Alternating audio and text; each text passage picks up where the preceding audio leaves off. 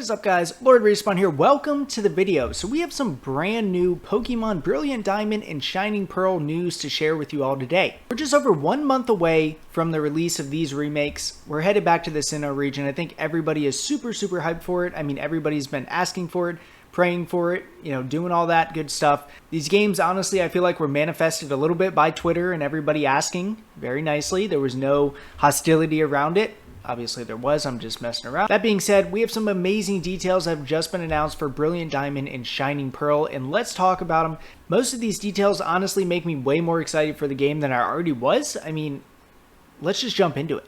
Starting off with number one, autosave has been added to the game. This is a nice feature. I think it's, kind of long overdue, for a Sinnoh type game, and I would imagine that this is going to be in all Pokemon games moving forward, so bringing some modern technology, if you will, to a remake is good. Also, note about autosave, it can be turned off if you don't want it on. Say you're going to battle a legendary Pokemon or something like that, you might want to turn it off. So that being said, that's number one. Number two, there is a slight change to the Pokemon storage system in Brilliant Diamond and Shining Pearl. It is going to be similar to Sword and Shield, where you could actually change your Pokemon on the go no matter where you are in the world. You don't have to go to a PC, you don't have to go to a Pokemon Center and switch out your Pokemon. That way you can do it wherever you are. Honestly, I think this is a great change. It's a great quality of life improvement because at the end of the day, it's kind of annoying that you would have to go back to your PC and you would have to go back to the nearest town to get whatever, squad of Pokemon, to get whatever Pokemon you wanted to train, things like that. This is a great quality of life improvement. Very excited that they, really made this change. The next one is kind of controversial in that EXP Share is headed to Brilliant Diamond and Shining Pearl, and it cannot be turned off. At least not that we know of yet. Nobody has found a way. Nobody who's seen the game, played the game, tested the game, has found a way to turn it off.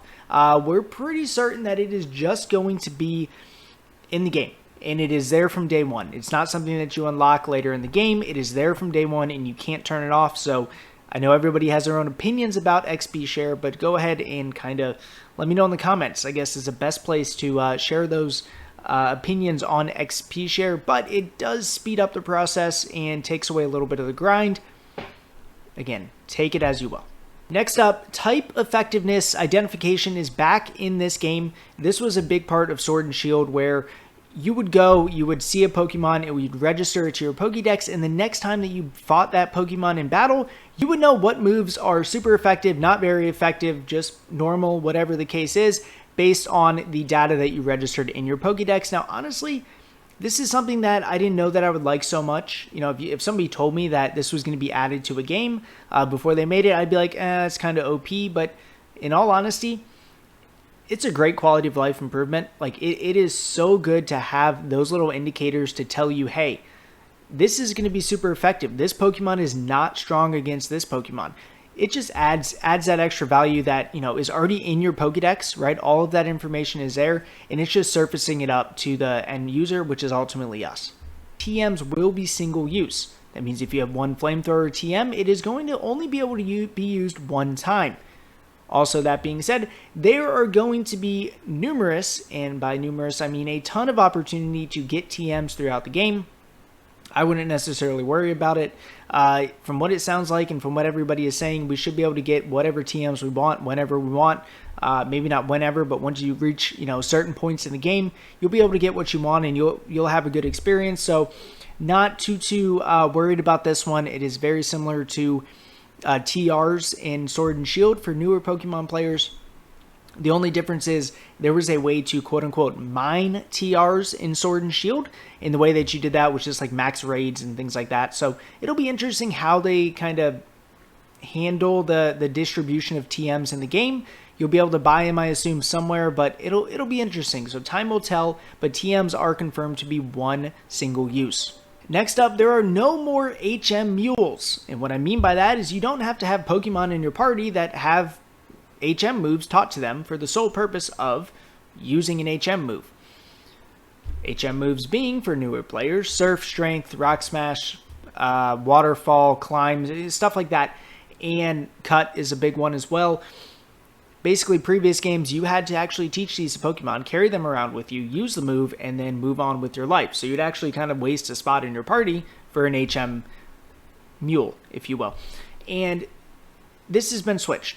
So there's been some information that came out where within your Pokétech, which is something that's going to come up on your screen, you're going to be able to choose whatever move you want, right? Once you unlock it in the game, you'll be able to choose that move and it'll just use it for you. Another thing that they kind of streamlined when it comes to HMs is if you walk up to a body of water, if you walk up to, let's say, a rock that has to be smashed, something that has to be cut, all you do is press A and it's going to instantly happen. It's not going to, prompt you in all the menus. Are you sure you want to use it? Who do you want to use it? All of that is streamlined. You're just going to walk up to it, press A, and it's going to know that, hey, I'm walking up to this piece in the environment. Let me interact with it, and you'll be on your way. So very, very cool quality of life. I'm glad that they're getting rid of HMs from that perspective because, honestly, they're just a little bit dated. I think that entire system, I think, was cool back in the day, but we just need to move on from it. So this is great. Lastly, Fairy type has been added to the game. So, Pokemon that had Fairy type in Sword and Shield that were part of the Sinnoh region will have Fairy type as well. Very, very excited about this change because I do like Fairy type.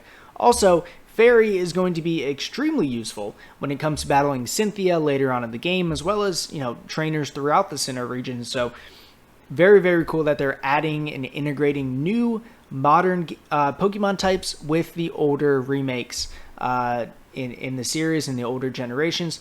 Very, very cool addition. So that wraps it up for all of the updates for Pokemon Brilliant Diamond and Shining Pearl. I am so excited for it. We have, again, about a month away from the game releasing. I expect more updates to come out, and I'll be happy to share them with you as they go. And then once the game launches, we'll be making guides, playthroughs, all that fun stuff. Super, super excited about it.